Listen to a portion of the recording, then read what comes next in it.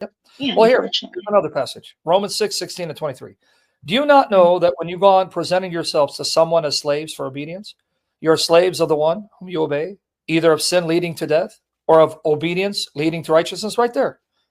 You're either a slave to sin and you're going to die, or you're a slave to God and obey him and you're going to live.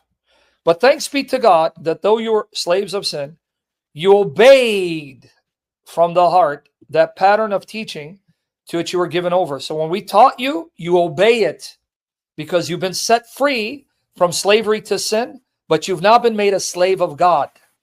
And having been freed from sin, you became slaves of righteousness. I'm speaking in human terms because of the weakness of your flesh. You're too immature to understand the deeper things, so I'm going to step it down to your level. That's what he's saying. For just as you presented your members as slaves to impurity and to lawlessness, leading to further lawlessness, you lived like a heathen and you kept indulging your flesh, going from bad to worse. So now present your members as slaves to righteousness, leading to sanctification. Now you are a slave to God's moral teachings, so that the more you obey, the holier you become, the more pure you become. Because there's going to be a warning.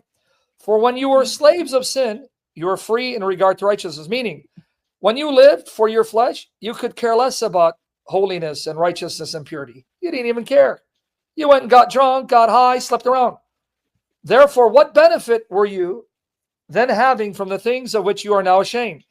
Isn't it true? We now look back at our previous life and we're ashamed of it. Yeah. In the case of those who lived immorally.